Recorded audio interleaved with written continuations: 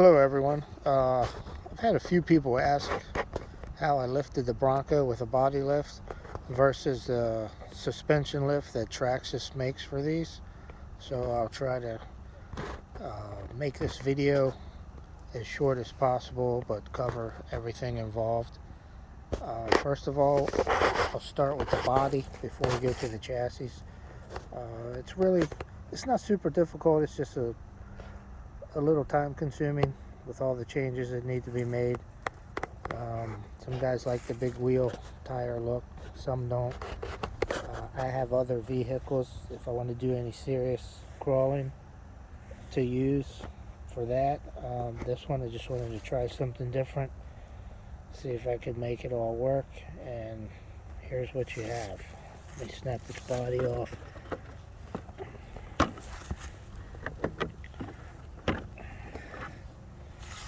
Okay, first things first. The Traxxas body has a inner skeleton. If you can get out of the sun. First thing you need to do just on the body is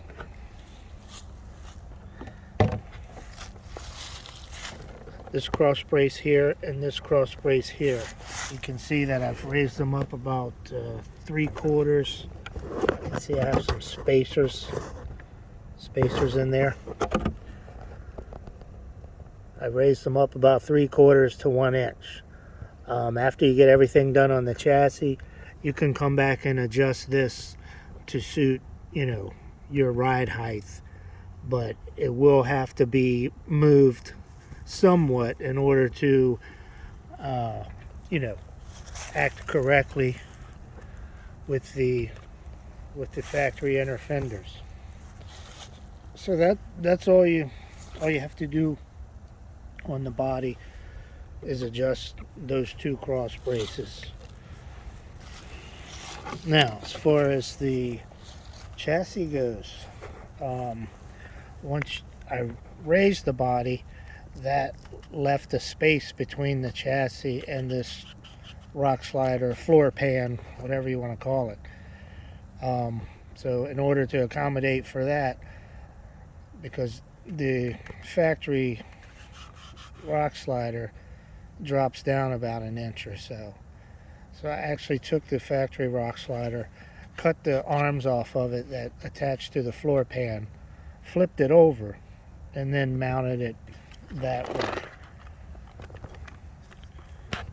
You can see there's a screw here and a screw in the back, and that's what keeps this newish style rock slider on. And when the body goes on, it actually takes up the height difference, that when you snap this all down, that will slide down under there. You won't even know that anything was done. And then I went an extra step. By doing that, it gave me the clearance to get these dual exhausts from a G500 and put those on there just for looks. The other thing on the chassis, you have to, once you raise the body, of course you need to raise the bumper. The rear bumper was fairly simple. There's a notch in this piece on this bumper that will slide right over the frame. I took that in as far as it'll go, and then I was able to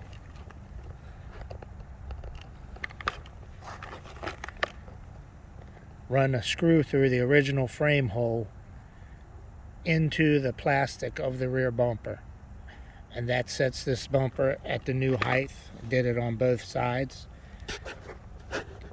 Basically, you can see the factory holes in the plastic. This is normally in the frame rails. Now it's above the frame rails, but you still have enough plastic underneath of that will go into the frame rail in order to attach the screw. Do that on both sides. This thing's about as solid as it's going to get. It's not going anywhere. So anyway, it just makes up some of the 1-inch difference from raising the body.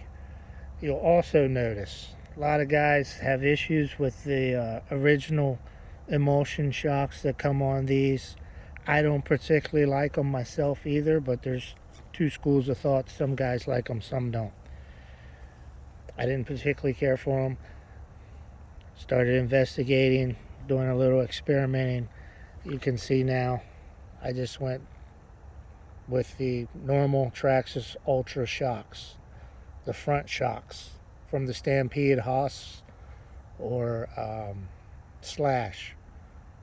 Do the front shocks. I did them all the way around, all four corners. They work great. Still get your flex and rebound. They work out a lot better for me.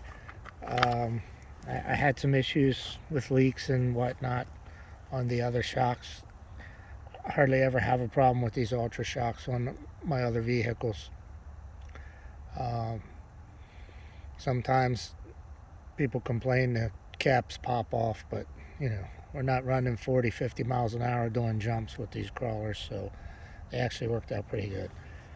And then another modification will be, it'll be a little hard to see unless I take this plate out. Virtually the same thing in the front bumper as in the back bumper. This one here, I actually took the bumper out of the frame, pulled it all the way out, raised it up, slid it in between this piece of plastic and there's another piece of plastic. It's basically the inner fender wells on both sides. Took it up as high as I could to where it's touching the bottom of this mount over here. And then you can see the two small screws in there. They're the same distance apart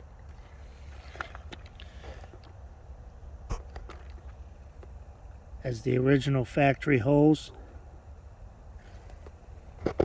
These two small screws are the same distance apart. So once you pull this out, there's two holes in this bumper frame that line up with this. Now you just have to drill a hole through the inner fender here and here. Screw that in. Same thing. This bumper, it's in there tight. It's secure. I'll eventually put a winch on here, and it's still going to have the strength to let that winch do whatever it has to do. Did it on that side. There's a good look here. And I did it on that side. Another thing I did, because the turning radius on this with the bigger tires takes up more room, I had to, when you go to, work the suspension right there on the front tire, I had to take this little piece off the bottom of the bumper on both sides. Right here, right here. Depending on what size tires you use, you may not have to do that. These are just sledgehammer tires off of the Traxxas Haas. They're pretty good size, I think 5-inch diameter outside. So in my case, that's what I had to do on the bumper. I went ahead and installed a LED light in the bumper. Because of the bigger tires, you can see I went with the 400 ounce Traxxas 2255. And the last thing that has to be done because of the bigger tires, let me flip this rig over.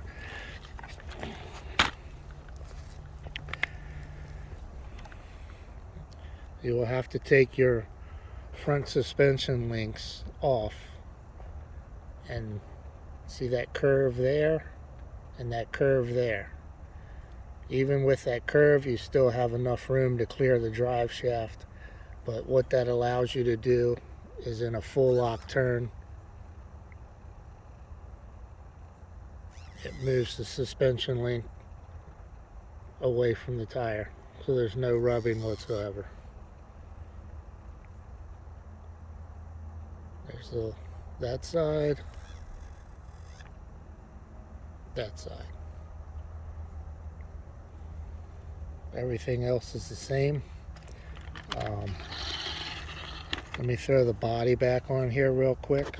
I'll show you what it all looks like. Alright, got the body back on. Here's where I was telling you the body would tuck down behind the reverse rocker panels, rock sliders.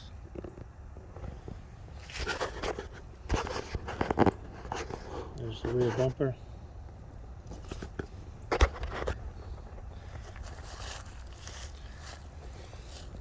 Front bumper. Again, this cutout here is for when the tire is at full lock. There's no issue in the movement of the suspension. And that's pretty much it. Give you a quick view of the other side. Same thing. And I hope this helps you guys that were interested. And again, as always, appreciate you guys for watching, and thank you for the subs.